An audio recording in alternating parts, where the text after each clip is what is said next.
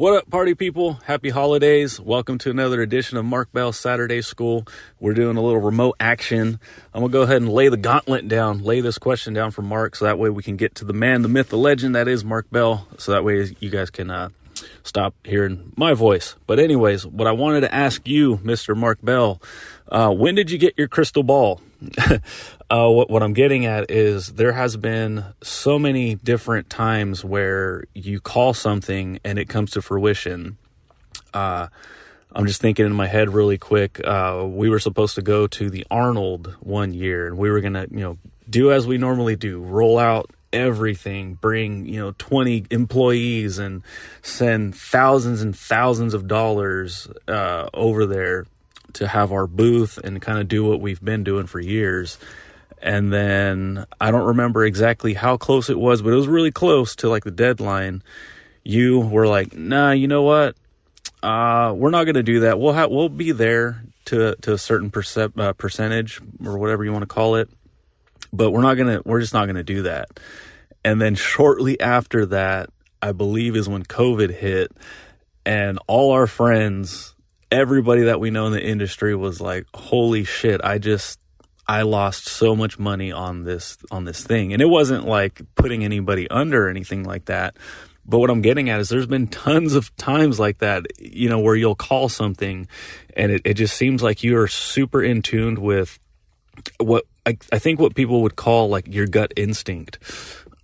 There's been times where like I'll feel something like I should go in that direction, but I'll listen to people that influence me, or I just won't believe in myself, and then I'll ultimately get it wrong. So I just, what I really want to lay down here is like, how do you know, like, because like I said, you've called it so many different times. So what I want to know is like, how do you really believe in yourself and believe in that gut instinct to follow through? Because there's been times where like I'll want to change up my exercises and my training and stuff, but I'll listen to this guy and I'll listen to that guy, and it's like it sometimes doesn't work out. And then there's other times where I'm like, you know what? I know what's right for me. I know what's best for my back and my body. And then poof, I make amazing, progress. So for yourself, when did that start? That's what I really want to know, actually, is like, how young were you when you, like I said, got that crystal ball and you can look into the future essentially and really understand that like you can kind of will things to happen and sort of manifest things to come to fruition? The microphone is hot. What a great question, Andrew. Thank you so much. Welcome to another Saturday School, everybody. Open up your books, jacked and tan, to page 43. That's the page we're always on, and we all have to be on the same page in order to move forward. Andrew's question about how can you anticipate the future? How can you have a crystal ball? How do you know when to trust your gut?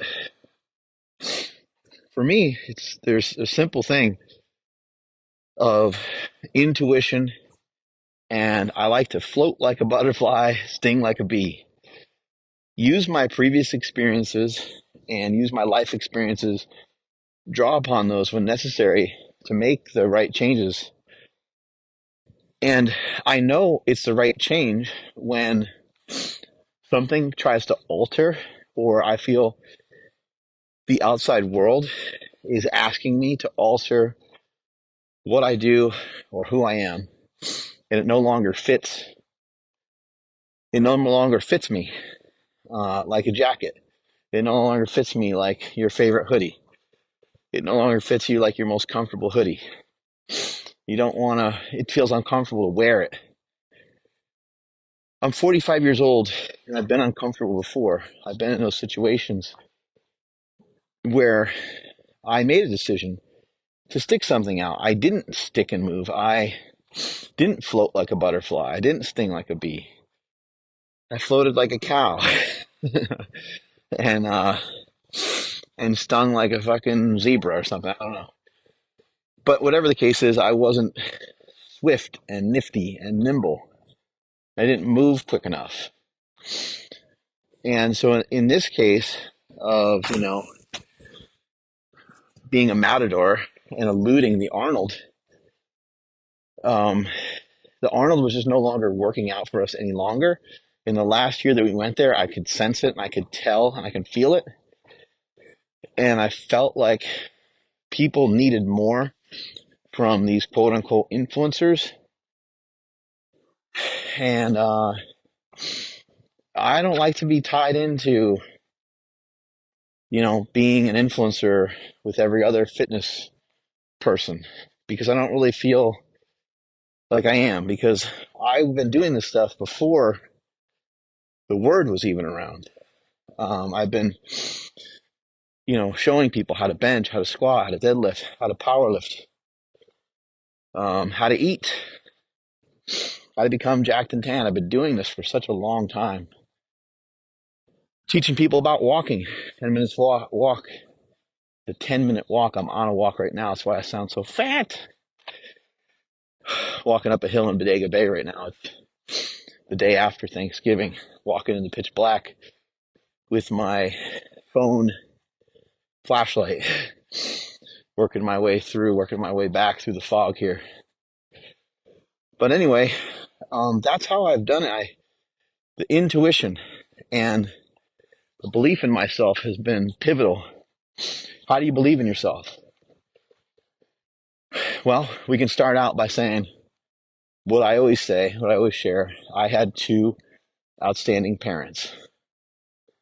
I always think that's important to share that, because without that, you're going to go around searching for stuff, seeking for stuff, not knowing why you're searching and seeking for stuff. And it's probably just love, affection from mom and dad. And I got a lot of that. I got a lot of hugs, especially from Mama Bell, R.I.P. She was so good to me, and she had a hard time instilling confidence in herself or gaining confidence for herself. But she instilled a lot in me, and it wasn't false confidence. She did teach me, and my dad too, and my grandpa, the value of putting in work and how oriented your work is to your success, and how oriented your work is to how you feel. It's huge. Your psychological state is often pulled around and towed around and thrown around by your emotions. So when you are spun up, wound up, offended, triggered, any of those types of things, you cannot make the right decision, because you no longer, this is literal. I mean, you can listen to Andrew Huberman. He'll bring up studies on this kind of thing. You will find that this retards people's ability to think properly. It denies access to the knowledge that they already have. So that is part of the point in me starting my supplement brand within you. Obviously, I want to sell these supplements, and I believe in them. The Steak Shake, the Keto Pro, the Fasting Gum, all these different things that you guys see me pumping out. A big reason, obviously, like I said, to sell supplements and to make it easier for you guys to eat properly, because my products taste really good. But the other thing was to bring awareness to the fact that everything you need is already within you. It's already sitting in there. And I don't want to get all woo-woo and yoga-y and man bunny and all that kind of stuff. But maybe some of you out there need to explore this side of yourself a little bit more. Maybe it would be good to investigate. What do you have inside? Can you go outside right now and run the biggest hill in your neighborhood and stick it out for 4 minutes, 6 minutes, 8 minutes, 10 minutes? Can you go do it? And if you can't, why not? Well, it could be because you don't have a skill set for it.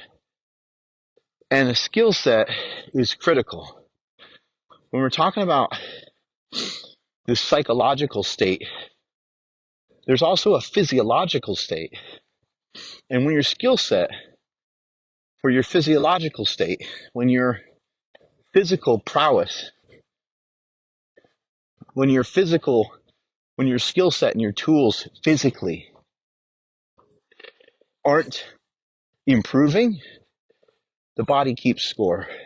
The body keeps score. The body keeps track. And your mom could have told you you're pretty, or your mom could have told you that you're smart, and she could have told you this and told you that, or your aunt, your grandma, or whatever. But if it ain't true, it ain't true. And your body knows all about it. Your body, your mind, and your spirit know if you're broken or not. It knows whether or not the things that you're telling it are bullshit or not. So you can have positive affirmations, and you can try to be a positive person, which you hear so many people talk about. This is where I differ from a lot of people.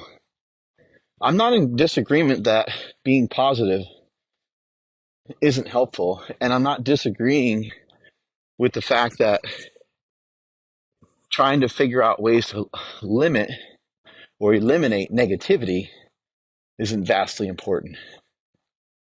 But here's what I think is more important. Never mind the positive and negative. How about you just go out and do something? Go out and do what's in your best interest. What are you interested in? What do you like to do? Would you like to be able to run a 10-minute mile? Would you like to be able, right now, I got a goal of running a 10-minute mile through all nasal breathing. At the moment that I don't have quite the skill set to go and do that.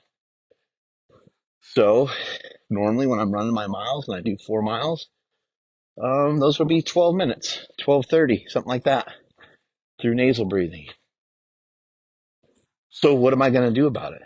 I'm going to continue to work on it. It's something that I would like to get to. But I don't even particularly like to set goals either. This is not about setting goals. And I'm not necessarily a huge fan.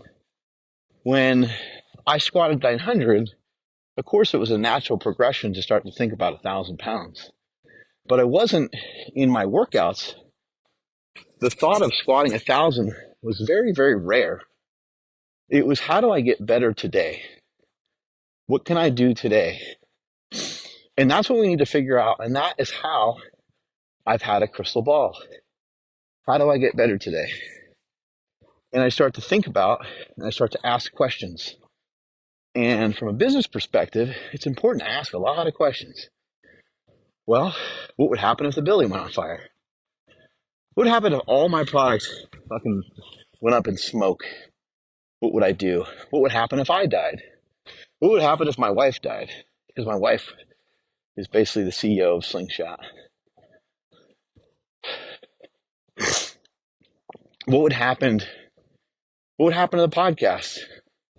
What would happen to the podcast tomorrow if, God forbid, I got a call that something happened to Andrew?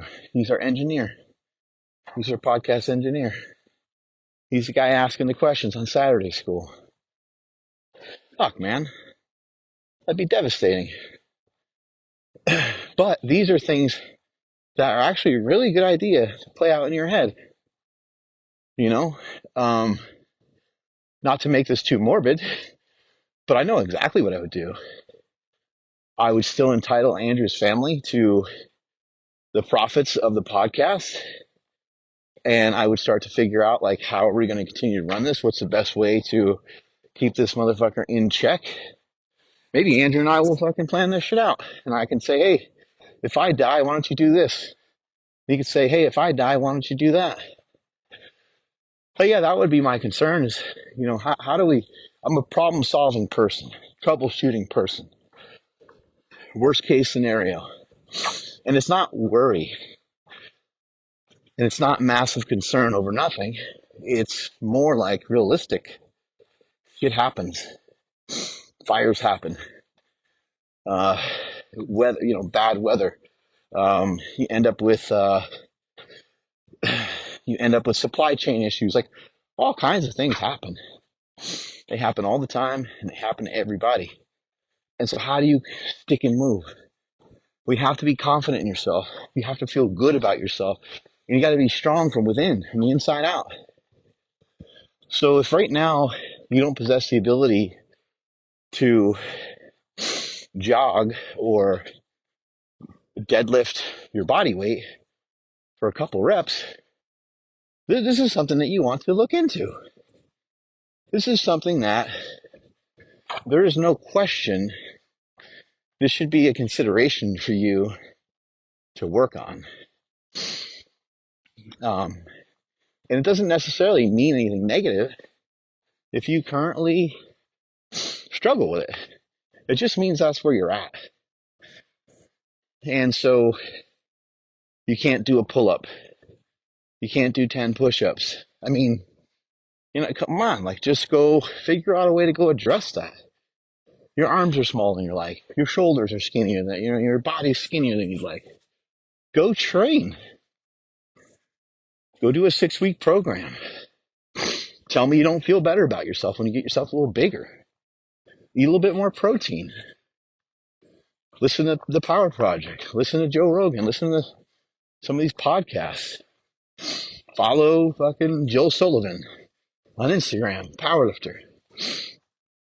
Learn how to get big. Listen to Matt Wenning. There's a lot of great people out there with a lot of great information. Maybe those people don't always even agree with each other, but who cares? Who cares whether they like each other or not? You get to utilize their information, not worry about it. So sticking and moving. And, I'm a guy that years ago did the keto diet. I did a bodybuilding style diet for a bodybuilding show where it was lower fat, higher carb, and I performed really well. Nowadays, I sit at a slightly lighter body weight or around the same body weight I competed at on stage. My body fat percentage is probably altered a bit. It's probably a little higher right now than it was when I competed. But I can turn the corner on my physique and lower the body fat percentage, slap some more muscle on, even with what I currently do. And what I currently do is kind of like a carnivore-esque diet. Everything's all based around meat. I eat meat and I work on the rest through sometimes fruit, potatoes, cottage cheese, yogurt, and occasionally have potatoes and rice depending on the workload from the running and stuff like that. But this isn't all in an effort to keep a lot of plates spinning at one time so that it registers within me that I'm better than I was yesterday. That's what it's about to me. Getting better every day. I got plans down the road to work on jiu-jitsu. But I don't know if it's 2 years from now or 3 years from now. Like, I just started running. And I'm building a base out for that. And running is something that I hope that I keep around forever. I built out a nice base, and I hope that for the rest of my life, that just whenever I want, I can go run 10 miles without any problem. Now, maybe to a runner, they're like, yeah, that's, not a big deal. But for me, it registered in my system, in my body as a big deal. Because I can't lie to myself. Even though now I can call myself a runner because I am running, my body knows what it was, what it's done. And even though everything is an interpretation, and I can try to be as positive as I want about running, I'm known as Mark Bell, a powerlifter. I'm known as Mark Bell, the guy that talked about steroids in the film Bigger, Stronger, Faster. I'm known for bench pressing, creating a bench press device, the slingshot, 854-pound bench, 1,080 squat, 766 deadlift. I'm known for that. That's the way people recognize me.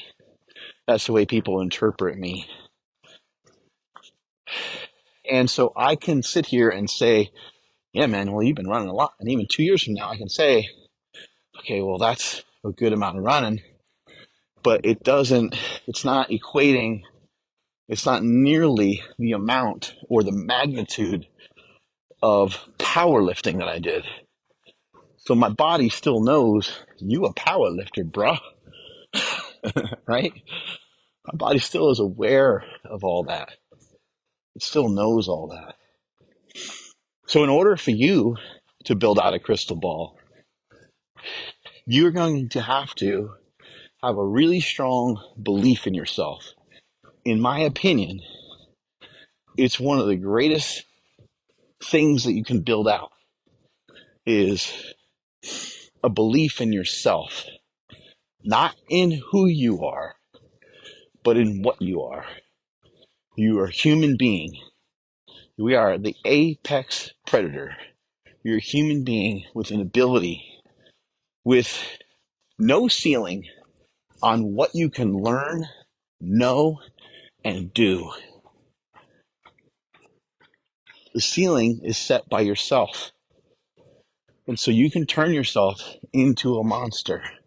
You can turn yourself into somebody that it seems like you can see the future from time to time, even though you probably can't.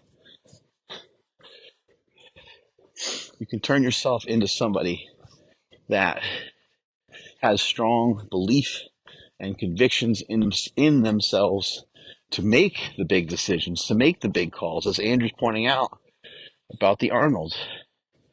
I just knew that wasn't us anymore. I knew we weren't that little company anymore. And is it possible that I'll be back at those trade shows showing people how to bench, having people try on slingshots? Sure. Absolutely, it's possible. It's a great product, and one of the only ways to know the slingshot is to use it, is to do it. And that is pretty much the way that I am as a person. I'm not going to take too much information from you unless you've been out there doing it. That's where I like guys like Andrew Huberman and Peter Itea, Sean Baker, Paul Saladino. These are all guys that, Ben Greenfield, these are all guys that are studying it, examining it, and they're also out there doing it. And that makes a big difference for me. And I know that these guys are very confident men. Stan Efferding obviously comes to mind, right? These are very confident men. And they're not confident because they have an ego.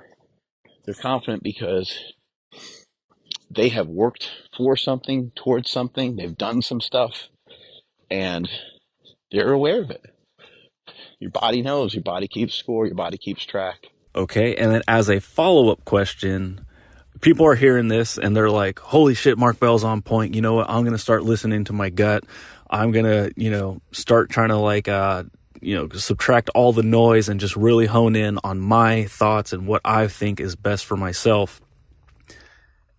And what happens? They fall flat on their face, were totally wrong, and took 10 steps back when they were trying to just take a half step forward.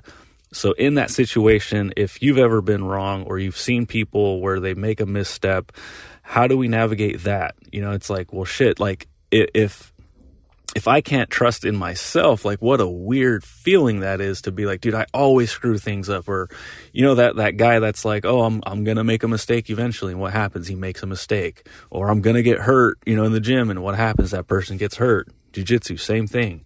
Like it's just a part of the game. You just, you roll with the punches or roll with the arm bars.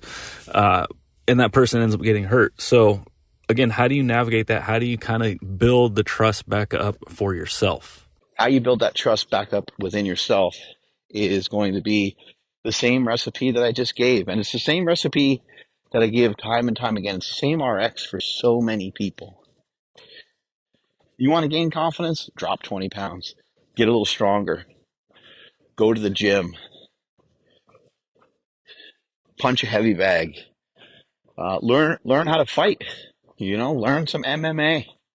Learn how to throw some kicks. Learn how to throw some punches.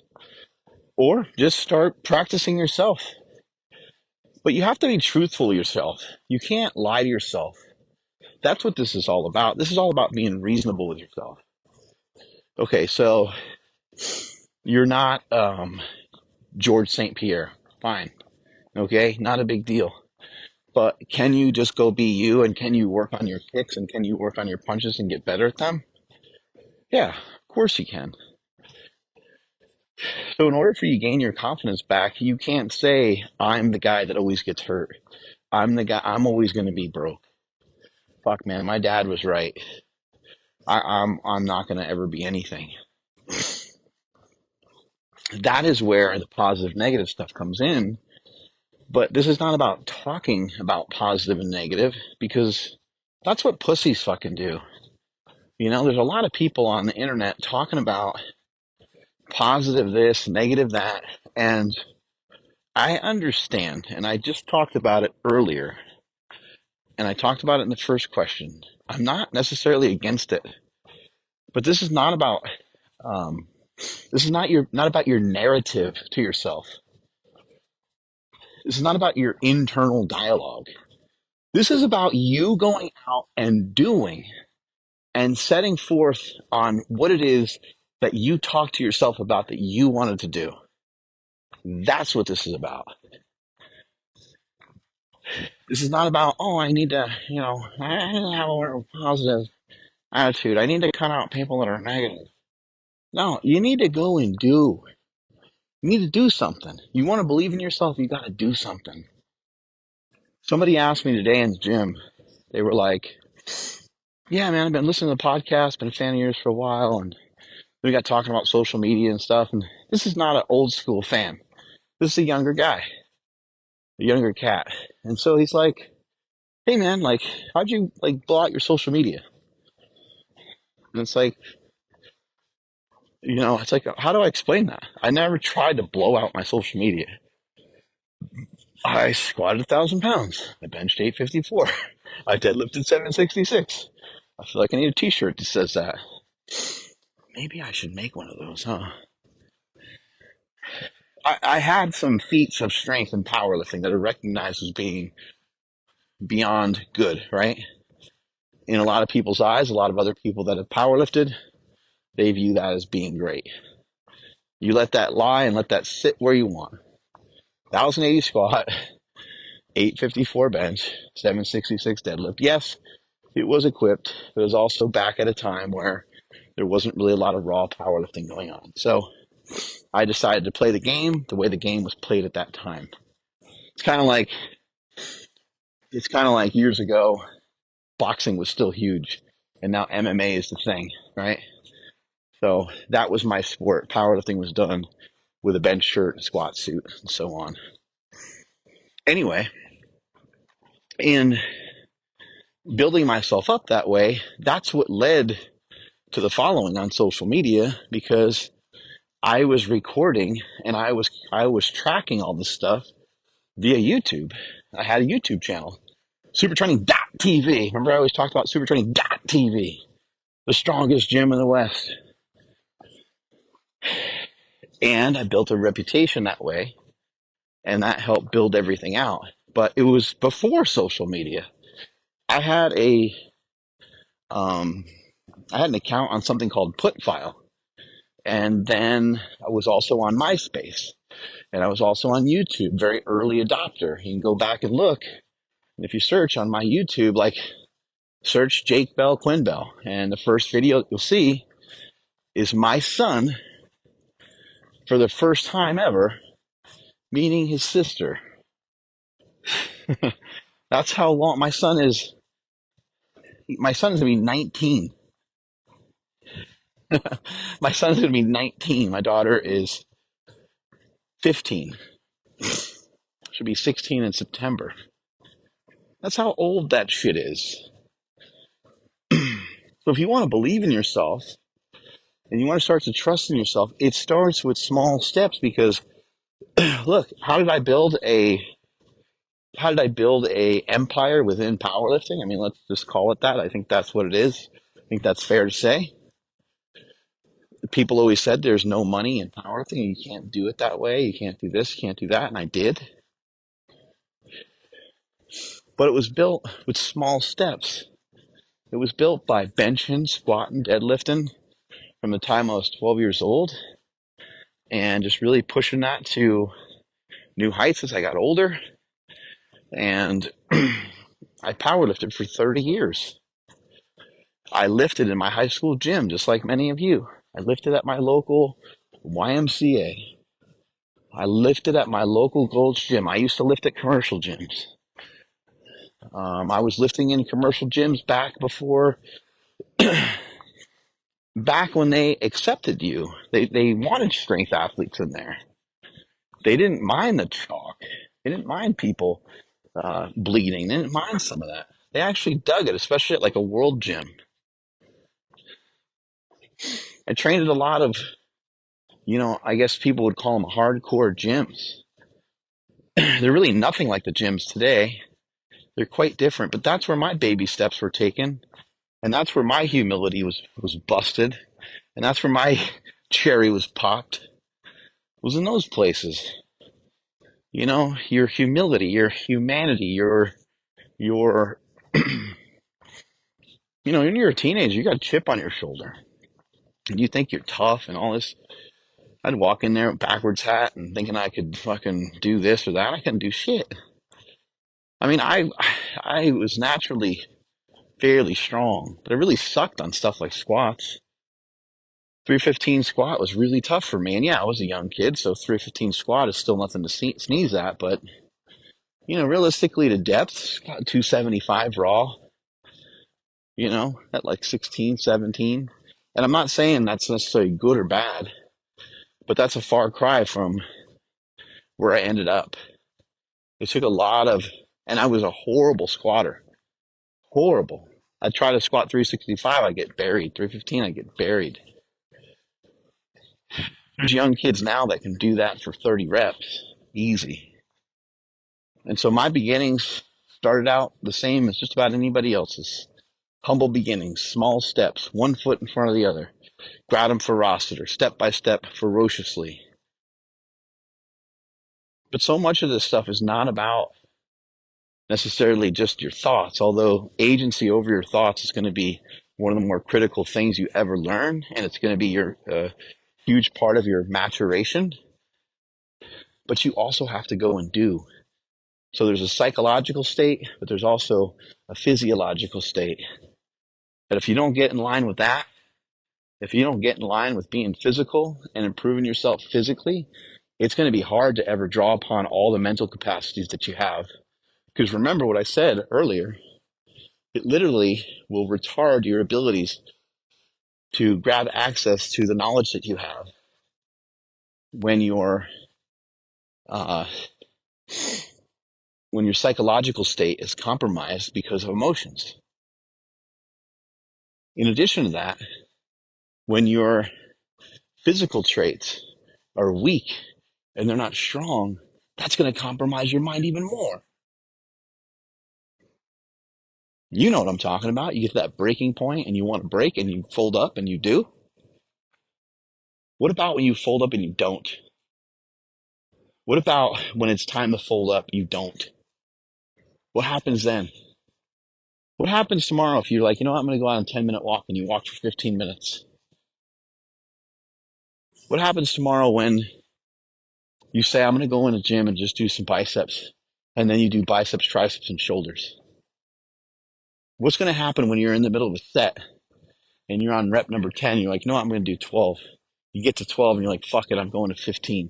You do 15, you're like, fuck it, why even bother with numbers? I'm just going to keep going until I just literally can't go any further. Mindsets. Take yourself to the quote unquote breaking point. And when you think you're at the breaking point, do a couple more. Maybe rest 10 seconds and go at it again. Build up your mind. These are mindsets. Mindsets. Burn a hole into your brain. Cauterize your fucking brain. Brand that motherfucker. Singe it. Singe that stuff into your brain that you're a champion, that you're a winner, that you know how to do it, that you know what to do when you're up against it. Because when you prove yourself to yourself and you improve yourself for yourself, you will just know this. You'll know this in your gut. You'll know this in your bones. You'll know this in your blood. And it'll be part of your day-to-day, and you'll feel like you have a motherfucking superpower.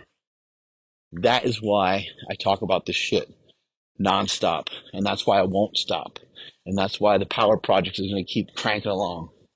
And that's why Andrew and Nsima and myself, we're going to keep getting stronger. We're going to keep getting better. We're going to keep getting in better shape. And we're going to keep delivering better messages to you guys. And we're going to continue to deliver the best fucking podcast that you can imagine with the best fucking guests. Because it is my mission. I'm on a mission, and I need all of you guys as well. I want to make the world a better place to live. I want to lower the barrier of entry into fitness, into nutrition, and have people understand that it ain't that hard to get stronger. It ain't that hard to get leaner. It's easy. It actually is really, really easy. And when you do it, guess what? It snowballs on top of itself. It propagates itself for you.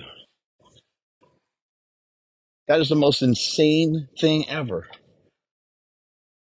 Being a loser, laying around being a loser, not wanting to get up off the couch, it propagates that. And that'll grow within you, and that will grow inside you as well. You'll end up sitting there and you'll end up having barnacles on you. But an object in motion stays in motion. And a human being that gets in motion is unfucking stoppable.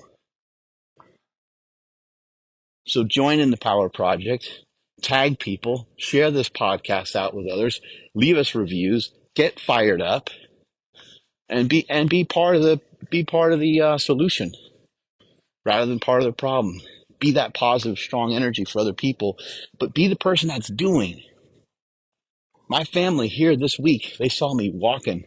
They saw me running. They saw me leaving for the gym. And I was around for other shit too. I was around to be around the family, to sit down and talk with them too. And I had some drinks with them and I enjoyed their company and we talked and did all kinds of stuff. But they know.